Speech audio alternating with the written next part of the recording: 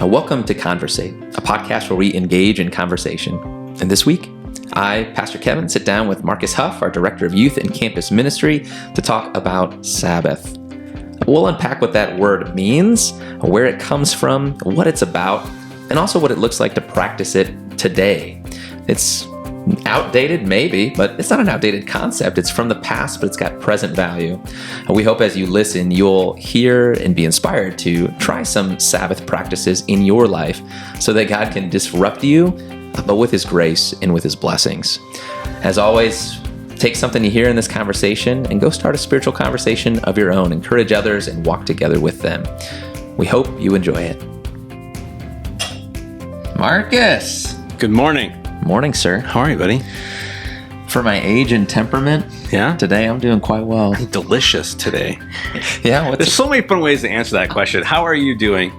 I ranted with the high school youth on Sunday about that. How about the response? What is their response? This is getting us too far into our topic, but a lot of times we talk about the idea of, I was talking into my tea rather than my microphone, but we were talking into the idea of like, you respond like, how are you doing? Good.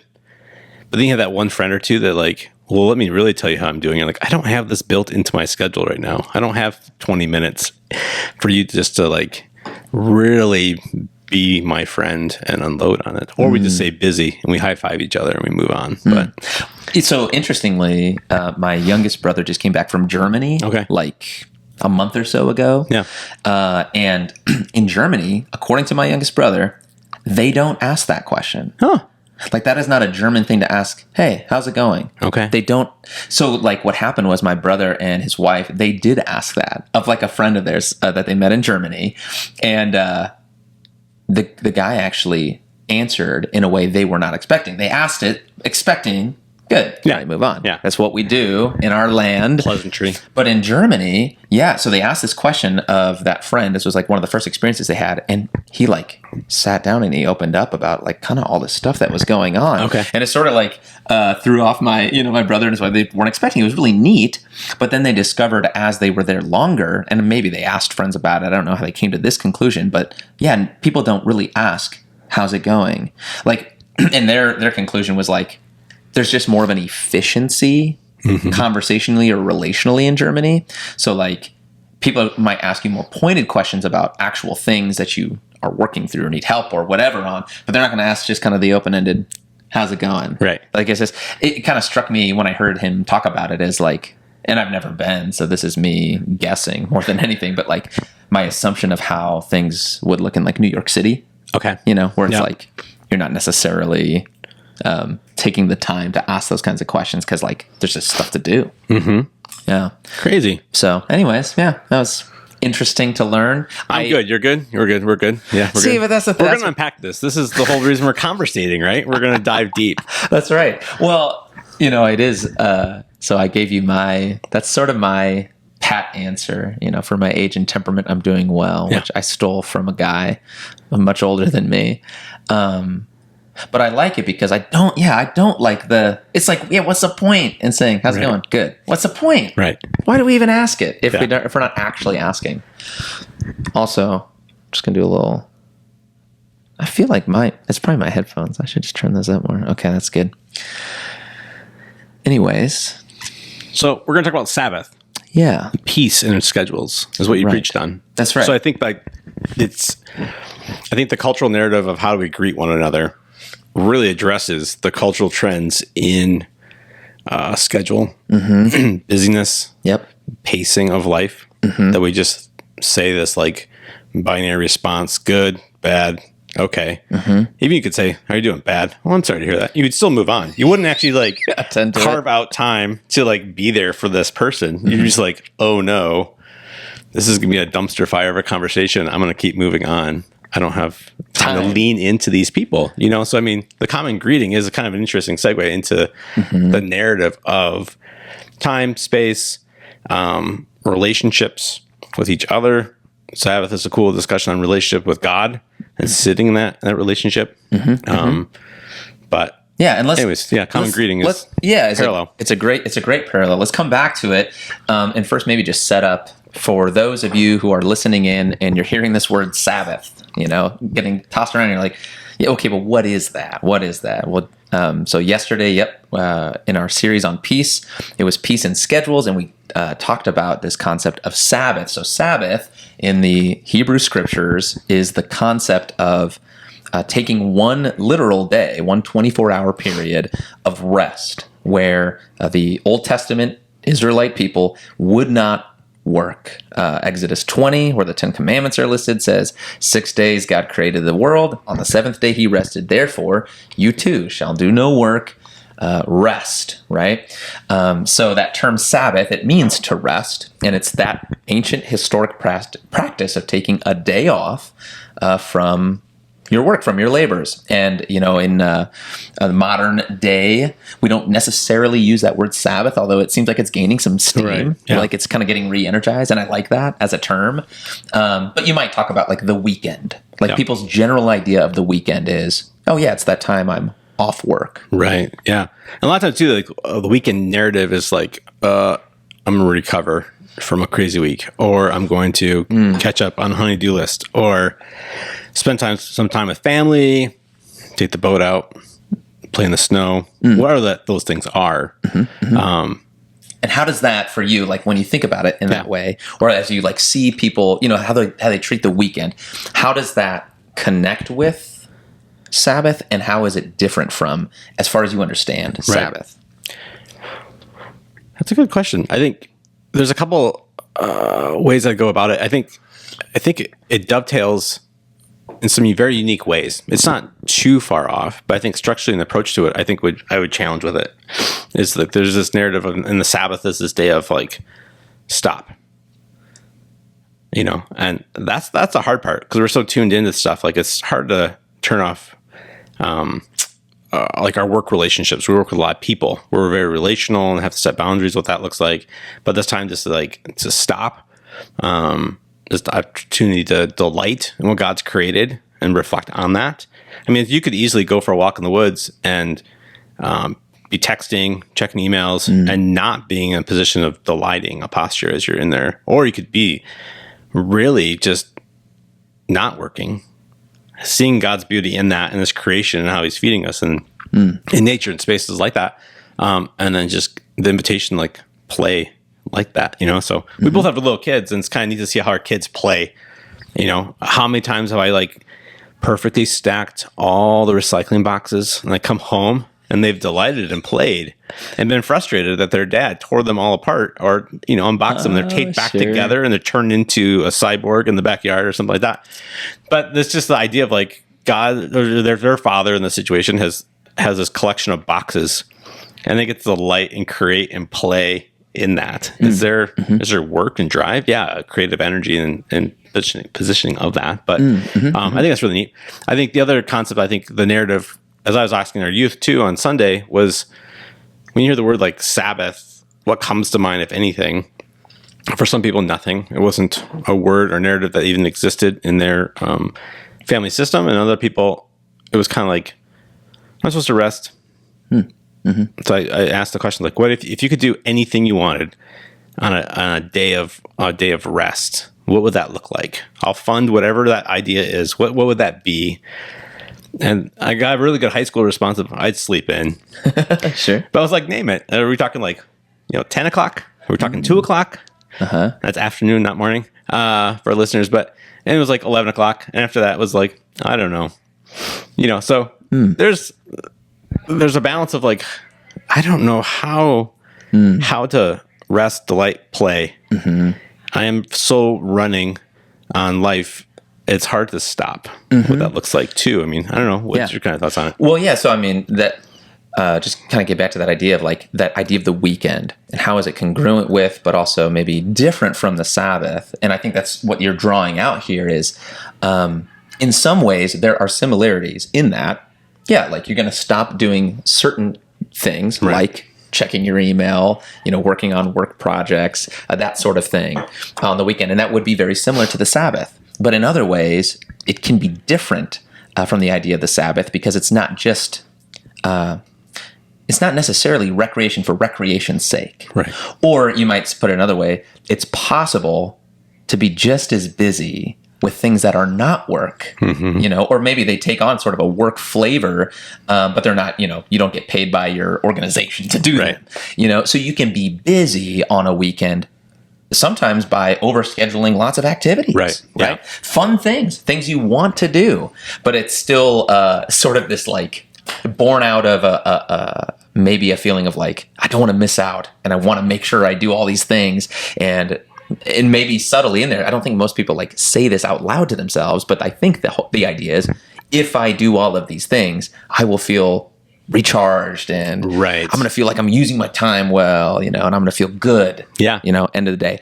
And part of the Sabbath, like as far as the Old Testament a practice goes, is there's an idea or a wisdom in the recharge comes not so much from doing, but from a lack of doing, right? Like we're so wired to be doing things all the time that sometimes we fall into the trap of thinking, if I just do more, I will be happier. Right. And that's not necessarily the case. And Sabbath isn't, I guess for the Old Testament people, or at least in how Jewish communities presently practice it, it does involve like pretty strict boundaries around like not doing stuff. Right. And that's different than, I think, how like, and this gets into, I guess, to murky waters that I'm not super knowledgeable about. But like my sense of the Sabbath is that it's rooted in that wisdom of to undo some of the craziness or the busyness that we put into our lives. But it's not as legalistic as what some communities have practiced at certain times, which I think is a big difference between, again, like we're New Testament people. Right. And when I say that, I'm not saying the Old Testament's invalid or that it's not the Word of God. It is the Word of God. But the Old Testament also contains a very different conception of how one approaches God, which is usually through the law. And we don't approach God through the law, but through the freedom we have in Christ. It doesn't mean we wash away the 10 Commandments. Those are in the Old Testament.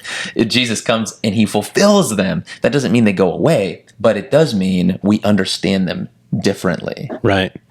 Yeah, that legalistic system that was there it's easy to step back now and look at it as legalistic. So the Pharisees, Sadducees had looked at the structure.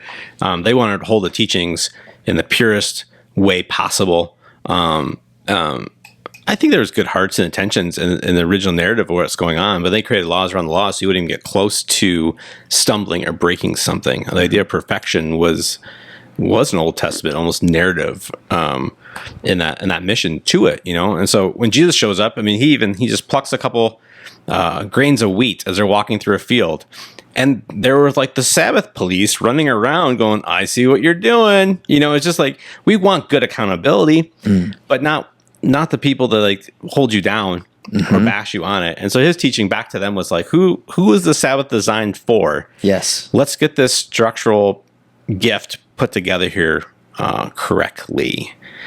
So if the Sabbath is this day to, delight and play, to use my language, it shouldn't feel oppressive. Right. You must play. You must have fun right now. You can't go home and tell your kids, like, you have fun now, or your spouse. Right. It's like not going to go well. No. You won't have fun in this situation if that's where you're at. Unless you get a big kick out of being a domineering human being. Correct. And some people do. Yeah. But that is not the picture. That's not what it is. No. And that story that Marcus is referring to in the Gospels, Jesus has this line where he says, man was not made for the Sabbath, but rather Sabbath for the man. And so that sort of puts the picture or the idea of the Sabbath back in its rightful place. And that's the distinction, I think, between the Old Testament and the New Testament, where it's possible to read the Old Testament and to understand it to say, you got to follow all of these rules and thereby you connect with God. And Jesus is saying that's not how the Sabbath works. It's not this overbearing thing for you, but rather it's a gift that helps lead you into peace when you honor it, when you follow it. Yeah. And today we're looking at it, and I've processed some of these commandments and rhythms with people in ministry I get to work with, and they question, like, is this even relevant today? Was that something old? Do we need it today? And I think some of that comes out of discomfort because it's uncomfortable. It's disruptive to our our planned out agendas, schedules, our busyness, our hurriedness, our fast pace of life. And it can feel, if we don't have the orientation correct on where it's, what's purpose is, it can feel really restrictive. Yep. Painful. Yep. Frustrating, oppressive. Yep. All these narratives and what's going on. And I think it's an interesting tie into like our opening discussion on greetings. How are you doing? Yeah. And oftentimes I don't want to pause or provide space to go, how am I doing? Mm-hmm. Do I need to rethink things? I'd rather just keep going and not think about it. Yeah. So God gives us this day to reflect and pause. And from an emotionally healthy position in life, you can look at it and go, oh, things are out of balance. That was the feedback as our culture had a forced sabbatical during COVID in a lot of ways. People said, man, life has been crazy. Mm-hmm. This is good. They tied into rhythms of family and their practices shifted around. But after a while, they craved to go back to something. The culture around them shifted. They went back to the fullness, the busyness, the high pacedness, and they were fed by that. It's like, I like sugar.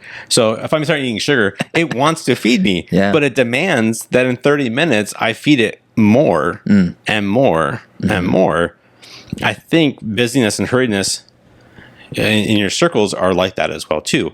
Sign up and be part of this group. Participate in this. Your kids need to be part of that. You should do this. And I have to fit all these things in that you don't have time for. Today, I rearranged my schedule a bit today, and it's been disruptive trying to fit another family thing in. It's good. I get to go do something with my son this afternoon. It's a good thing, but it's hard to say no to going, I just made my day more busy. Sure. I'm feeling stressed. My family knows that I left the house stressed. Is it good to do that? You know, every yes is a no to something else. Every no is an opportunity to support something else. So it's a good narrative on how are we setting things up? What does that look like into our practices? And I love that you took us back to the pandemic. I feel like that time, like you said, it gave us this forced sabbatical. Again, that's connected to the term Sabbath, this idea of, stopping and resting in sort of this disjunctive imposition almost on how we would probably order our lives, which is doing stuff. And same with the Sabbath for the Old Testament people. It's sort of God's disjunctive imposition on them. Yeah. It goes against the grain of how we're wired. But I think too, back in that pandemic time, for some, while maybe for some, it was this sort of helpful, wholesome, eye-opening, like, oh man, it's so good to be together in our home. I think for others, it also could have been a sort of wakening up to like, things are not good. Like, I don't want to be in my home. This is difficult that I'm forced to be. Yeah. I think that reality was evoked for some people. I think we even had some Uber rides, maybe with some folks like sharing on that. Yeah. And, but again, it's sort of two sides of the same coin. And what I mean is, I think this connects to what you're saying. There's a lot of times when we want to, this sounds very like political or media, but we want to control the narrative, right? So like with the conversation thing, how's it going? Good. Is it true? I don't want to know. Yeah. It's easier for me if I just say it and then just take that as that's how it is. But it's also very possible that I'm leading myself down a path of disillusionment. Yeah. It's not my reality. I'll say it and I'll stick to it. And I really don't want to take the time to think through it or to be honest with it. And I think the same is true of like our hurriedness or our busyness. Yeah. Like we can tell ourselves it's so good that we're involved in all of these things, or it's so good for our kids are involved in all of these things and they're getting every opportunity. But at some point we have to ask ourselves, is it actually? Right. Am I just saying that it is, or is it actually good for them?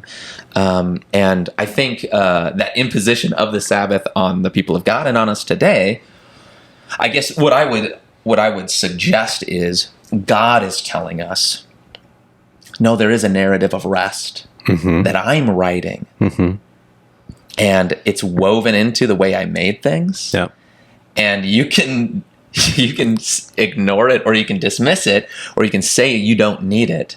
But I'm telling you that at some level, that's not true. At some level, you do need this rest. Yeah. And if you don't think so, you're probably being dishonest. I don't know what you think about that. Yeah, I totally follow what you're saying and agree with it. I mean, my head went to Satan's biggest tactic is as a deceiver, as a distractor. Do we not run very busy, distracted lives? I'd rather keep all the plates spinning than let one fall down. I'm more focused and keep it going and more compared to I'll spend time with God next week or next month or next season of life. I got little kids. It's too messy. I can't do that. Yeah. I'll support my spouse in being able to maybe have a break and a rest like that, but I won't ask for it for myself because there's no time and narrative in that rhythm as well.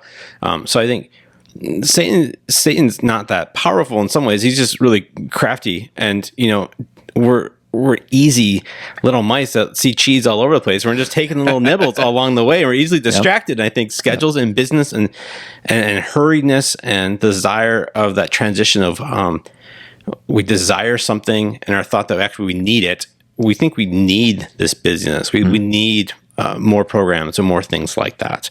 And structurally, as a church, we purposely try to fight that narrative that we're going to run a ton of programs and split up the household even more. Sure. Sometimes we've had pushback from people going like, why don't you run more programs? Why don't you have something for this age group and what's going on? We see that our families are fractured already.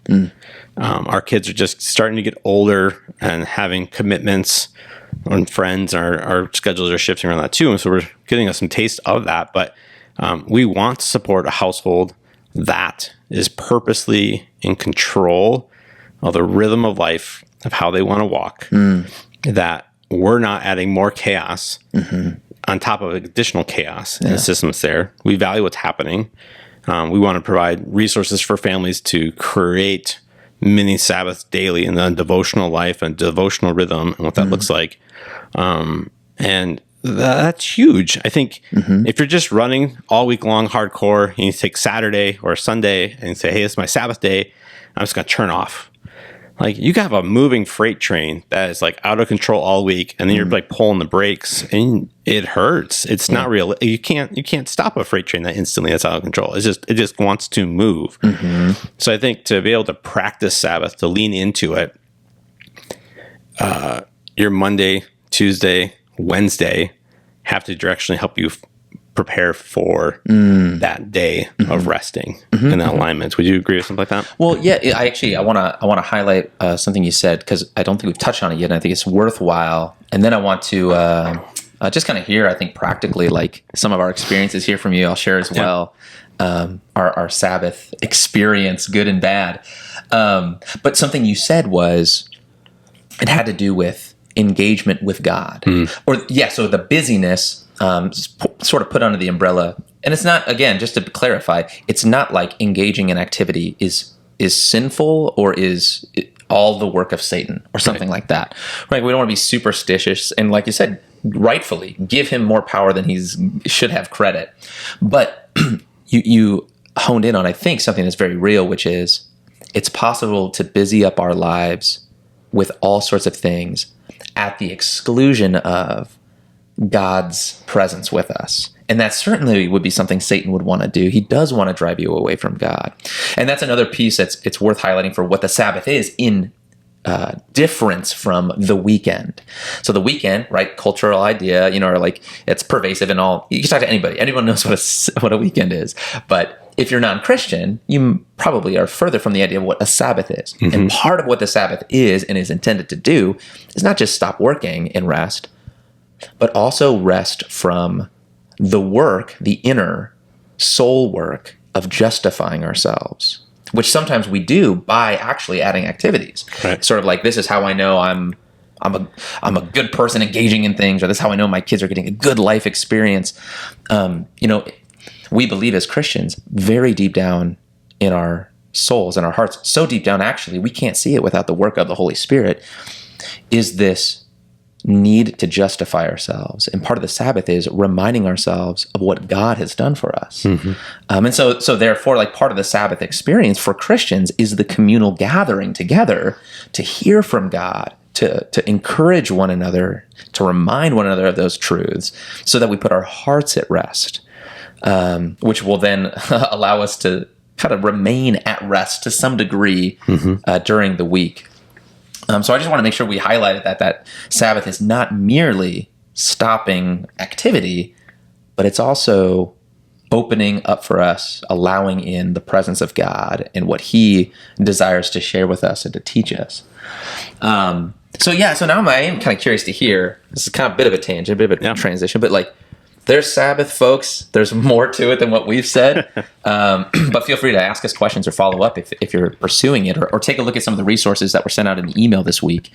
But just personally, like, what's your Sabbath journey been like, or what are some things you have found helpful or difficult or maybe delightful, to use your word, when it comes to what Sabbath is about? Yeah. Messy, I guess, is what honest answer would be. Like, what does it look like? It's a journey. It's a fight to figure those rhythms out. Especially, I mean, my justification would be because I'm doing this with a spouse and 2 little kids, and they have their own rhythms and expectations and desires, and trying to how to lead through all those things. Some of the things that we've tried to do that we've done well, and they get skewed every once in a while, but we try to, because of Sunday is more of a scheduled work day and opportunities and events going on for us, we try to start it with like a Saturday, and really start with like Friday night, kind of run Friday night to like Sunday or Saturday dinner, and kind of go that Friday to Saturday rhythm. But we usually start with like a movie night or a campfire in the summer times, and just this kind of chill time, just kind of slow down as a family and set that apart. Sometimes that includes friends in that, and doing it in community, which I think is great accountability. If your circle supports Sabbath, setting a day apart, you can. I was saying, as you're talking about the cultural response to it and using the word Sabbath, I think culturally the word retreat, I think, would resonate really well with a non-Christian culture, because many of them will go to retreat, or get a work retreat, or just out in the woods, or rent cabins and stuff like that, and kind of get away and disconnect.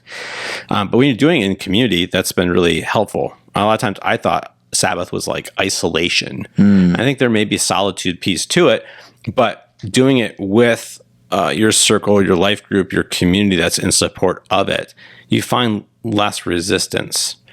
And so we've worked with, building community out like that, leading into our life group, small group, community a little bit. Because if we're trying to do Sabbath, and then there was like a soccer game on Saturday where the community's like going busy on this and then going off and doing that,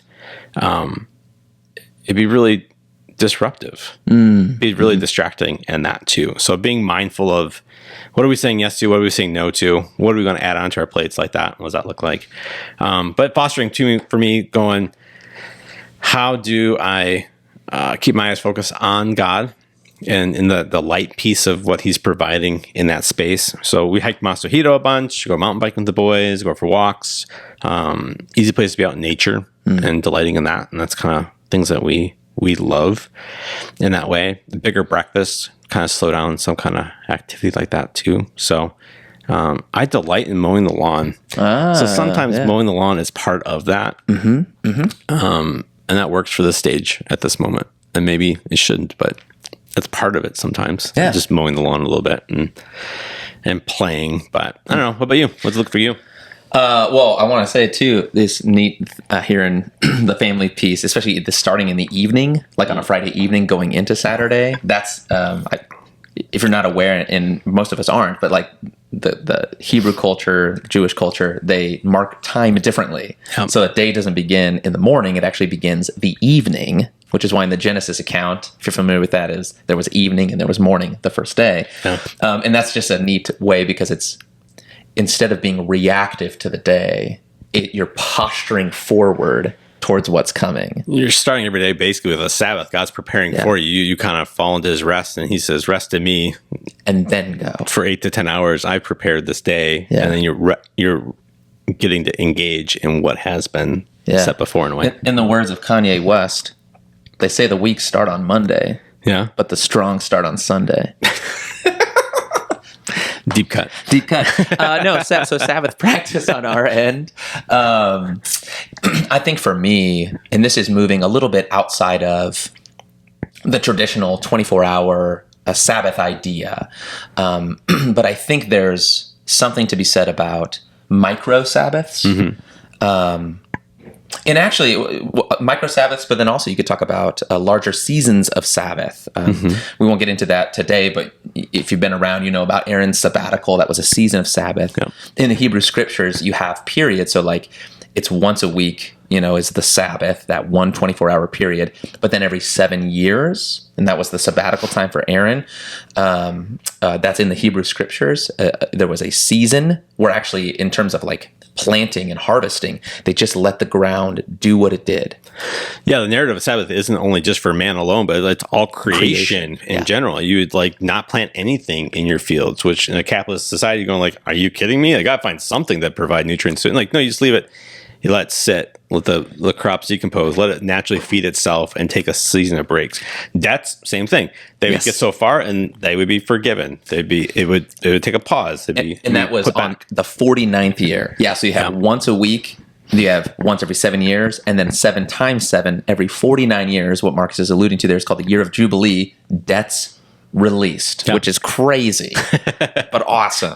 Awesome. So anyways, that's kind of on the large scheme, but micro Sabbath, what I mean by that is, so in the Old Testament, the focus can seem to be a little more external, or in like the practice of the Sabbath, it can look like it's about, external rest, but all of that's connected to the internal rest that we have, or walk in, or rest in the presence of God. And so when I think of micro Sabbath, what I'm talking about is it's just that little practice. So like if you have once a week, that sort of posturing towards the week of, I'm going to be refreshed in God. How do I cultivate that in a small way each day? And something that's been very helpful for me has been, and you know what, actually I'll start with the difficult. What's been difficult for me is doing that, resting in God. You might call it devotional time. It's hard to practice because just like our inclination isn't to stop, like our inclination is to keep doing, our inclination is also not to rest in God. It's not a pattern that's sort of inborn in us naturally. It's born in us by the Spirit, but it takes a long time to cultivate that and to find a pattern that actually is helpful or works, or to sustain it. And I've been very inconsistent. But in the pandemic, there was a podcast that came out called The Daily Pattern, and the whole goal was to try and help establish that. And that podcast, I would just listen to it on my drives into work. Super simple. If you're driving to work 10 minutes, that's all these were like 7-8 minute long. And I'd put them on, and it really did make a difference for my posturing of that day. I just received things differently. I talked differently. I thought differently. Not always all day. Sometimes it only lasted for an hour, or maybe at 4:00 I'd do something and be like, hey, don't you remember what you thought about tomorrow? Oh, yeah. But I think those little micro Sabbaths, just those little pieces of a day, and it doesn't have to be the beginning of the day, but that's helpful for me to sort of frame where I'm going and put me in a particular posture. That's been very helpful for me. Yeah. I like the micro Sabbath idea. I think there's we as Christians can misalign it too, and not live for the weekend, but live for the Sabbath. Like this longing to I can't wait for this work week to be done in that way. And work is a gift and a blessing. When you get into the narrative, like Adam and Eve in the garden, like his purpose and vocation as a church word that we use, his calling, his drive is to work and labor. And there's beauty in that. Yeah. Your work shouldn't be slothful. It should be rooted in, he's tied into managing God's creation and seeing what God's doing. He gets to, name the duck-billed platypus and all kinds of crazy things. Favorite. Like, how do you not delight in that? That's amazing. It's amazing and freaky at the same time. So the dodo bird, come on. So it's just awesome.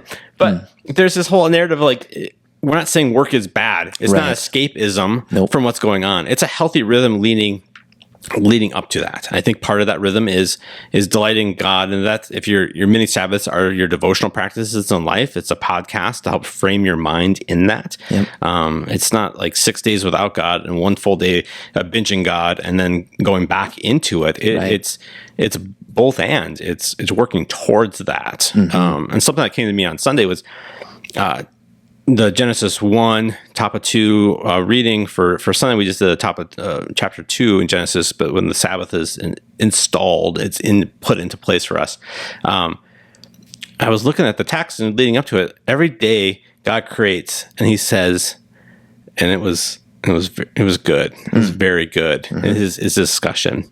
And I was like, oh, how would that change my posturing getting to the Sabbath? How would that set me up better if every day I reflected at the evening and I said, that was good. That was good. Yeah. I think most of us get to the end of the day and going like, crap. Tomorrow, I have a lot to do. I didn't get nearly done. Yeah. I want to hide. Yeah. I want to numb out. I don't want to like deal with any of these things. And then you get this day of exposure, and I want to hide from that day of exposure, which would be the Sabbath day to sit and delight. I don't feel like I can delight in that. So I think there's a cool practice and rhythm leading up to that narrative, and looking at the day going, hey, this is what you've prepared for me. This is what I was able to do. I did fall short in some of these things. I didn't do everything I needed to, but I did talk with my friend. They didn't give me an arbitrary response of life was good. I leaned into that. I prioritized that over this.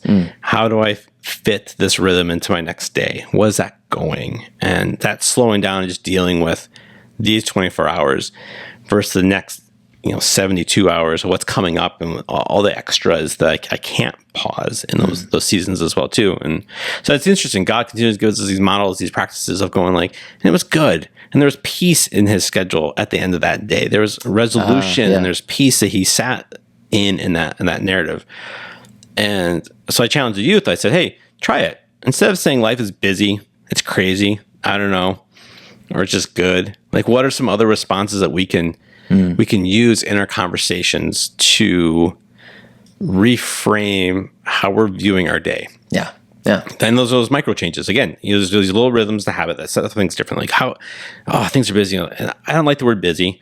We've kind of championed the idea of a full. My day's really full. I have control over it. I'm not a victim to my schedule. I've said yes to things. I've said no to things. Right. But like how are things? They're very good. And it's not because I have it all together. It's not because it's great. It's because I have a God who has it all together, and He's great, and He's carrying it for me. And so again, that's a posturing thing to be able to set things up with how I'm going to orientate my life. Because if it's looking for this other family and they want to make sure my life is very good in their standards, or this friend group, or this work-life project, or my drive for this construction project, or are we going to have this extra camp to go to in the summertime? Now I have to maintain 2 houses, not just one house. Just like what's going on in that narrative too. So anyways, some practical things to think through, and what does that look like? And I think resting in the grace that each season looks differently. We did a life group study on relentless elimination of hurry. You mentioned it, resourced it in your Monday email. And I think a lot of his encouragement is like, you got 5 minutes? Use 5 minutes. Don't get down on yourself. I didn't do it the whole day. Right. Don't set a huge standard that's going to be unachievable. Don't make it legalistic. Yeah. Find community that practices it, lean into community, find that support of it. Take those micro Sabbaths throughout the week and build into a posturing of that. Yeah. If you're drinking caffeine all day and has no effect on your body, maybe it's a good sign that your life is going too fast. Your adrenals are screaming. Yeah. If you're on Red Bull or whatever energy drink you're going on, to keep you going because you're just so exhausted, that's a good wake up call of going, my posturing, my setup isn't sustainable. My body literally cannot sustain energy going long enough. Yeah. And it doesn't have to be that like way. This. Right. And that's a cool, graceful moment to engage in that way. And what needs to be supported. So absolutely, man. I appreciate it. I appreciate the thoughts, the suggestions. I hope listeners take some of these ideas, figure out which ones sound appealing to you that you'd even want to try. Yeah. Give them a shot. Don't beat yourself up about it. Maybe there's other ideas we didn't talk about. Explore them. Find what works. But yeah, God, He does want to disrupt us, but it's a good disruption. Like He wants to impose these impositions, not for the sake of burdening us, but because we tend to create for ourselves our own demise. Yeah. Allow one of these disruptions to come into your life. Talk with some others about it. Build a plan, and blessings to you as you continue to pursue peace, just like we are.